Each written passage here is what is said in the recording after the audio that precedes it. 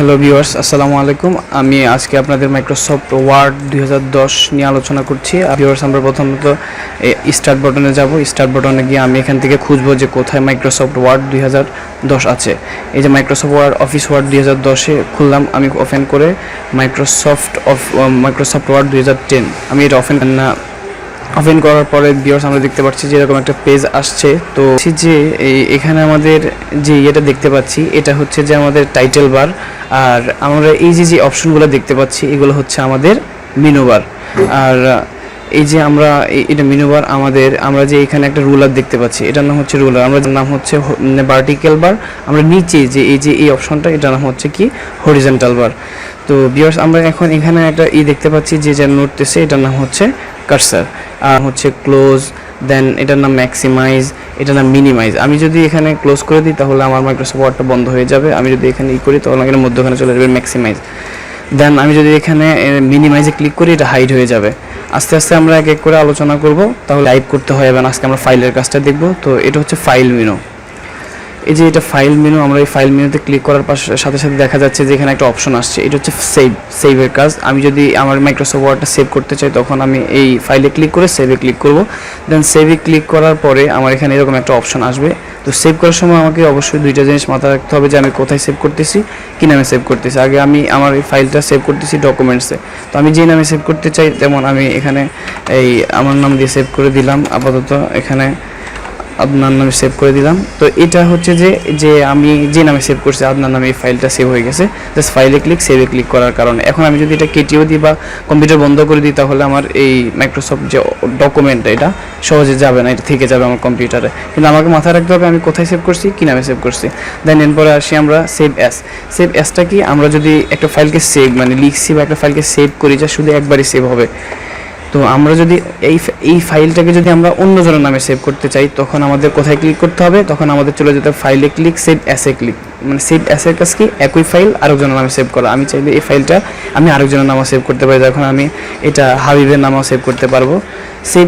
একই ফাইল আরেকজনের নামে সেভ করতে হলে আমাকে মাথা রাখতে হবে, দেন আমি সেভ অ্যাসে ক্লিক করতে হবে। তো আমি এখন সেভ দিয়ে দিলে এটা হাবিবের নামে সেভ হয়ে যাবে। তাহলে আদনানের নামে সেভ হচ্ছে, এই ফাইলটা হাবিবের নামেও সেভ হয়েছে। তাহলে আমরা বিষয়টা এই সেভের কাজটা বুঝতে পারলাম, সেভ অ্যাসের কাজটা বুঝতে পারলাম।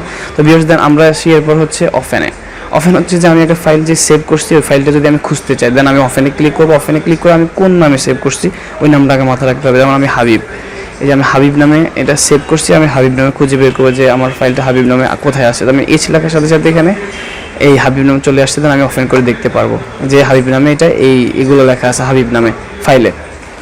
দেন এরপর আমরা আসি ক্লোজে। তো যেমন আমি যে হাবিব নামটা খুলে দেখলাম যে এই ফাইলটাতে হাবিব আছে, তো আমি ভাবলাম যে এই ফাইলটা আমার কোনো দরকার না, আমি এটা বাদ করে দিব। দেন আমাকে ফাইলে ক্লিক করতে হবে, ক্লোজে ক্লিক করতে হবে, ফাইলটা চলে যাবে। আচ্ছা, তো এরপরে আসি এরপর হচ্ছে রিসেন্ট মানে বর্তমান আমার এই যে আজকে যে ফাইলগুলো লেখা হয়েছে এগুলো আমার এই রিসেন্টের মধ্যে আছে। দেন আমি চাইলে এই যে রিসেন্ট থেকে আমি হাবিব ফাইলটা খুলতে পারি, বা আমাদের এখানে যে যা ইচ্ছা তা, এখানে আমাদের অনেক ডকুমেন্ট লেখা আছে আজকাল বা ইত্যাদি, এইসব কয়েকদিনের মধ্যে যেগুলো লেখা হয়েছে সেগুলো রিসেন্টের মধ্যে থাকবে। দেন আমি হাবিব নামটা খুলতে চাই, এখন হাবিবটা খুলে গেছি ক্লিক করার সাথে সাথে। এরপরে আসি আমরা আবার ফাইলে ক্লিক করে আমরা আসি ইনফোর কাজটা কি, ইনফোর কাজটা হচ্ছে লক করার জন্য। যদি আমরা লক করতে চাই তখন আমরা প্রোটেক্ট ডকুমেন্টে ক্লিক করে এই রিস্ট্রিক্ট এডিটিংয়ে ক্লিক করব। দেন এডিটিংয়ে ক্লিক করার পরে এরকম একটা অপশন আসবে। তখন আমরা limit formatting to a selection of style allow with this style in the document, এখানে আমরা ক্লিক করব। এই দুইটা টিক মার্ক দিয়ে আমরা ইয়েস স্টার্ট এনফোর্সিং প্রোটেকশনে ক্লিক করব। ক্লিক করে আমরা এখানে এই যে এরকম একটা অপশন আসবে, তখন আমরা পাসওয়ার্ড দিয়ে দিব। আমাদেরকে যে কোনো একটা ডিজিটের পাসওয়ার্ড চাচ্ছে আমরা একটা পাসওয়ার্ড দিয়ে, যেমন আমরা এরকম এখানে আমরা একটা পাসওয়ার্ড দিয়ে দিচ্ছি। দেন আমরা এখানে কনফার্ম রিএন্টার পাসওয়ার্ড দিয়ে দিতে হবে। দেন ওকে।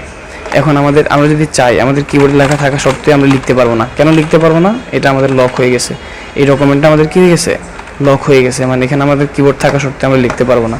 আচ্ছা, তো উদাহরণস্বরূপ যদি আমরা আবার লিখতে চাই বা আমরা এই লকটা খুলে ফেলতে চাই, আমরা যে কোনো কিছু লিখতে চাই, তখন আমাদের কী করতে হবে, আমাদের এই স্টপ প্রোটেকশনে ক্লিক করলে এই অপশনটা আসবে। আমার থেকে আমরা যে পাসওয়ার্ডটা দিছি ওই পাসওয়ার্ডটা চাইবে, তখন আমরা এই পাসওয়ার্ডটা এখানে দিয়ে আমরা ওকে করে দিলে এখন আমরা আবার টাইপ করতে পারবো। আমাদের টাইপ হচ্ছে কারণ আমাদের লকটা খুলে গেছে।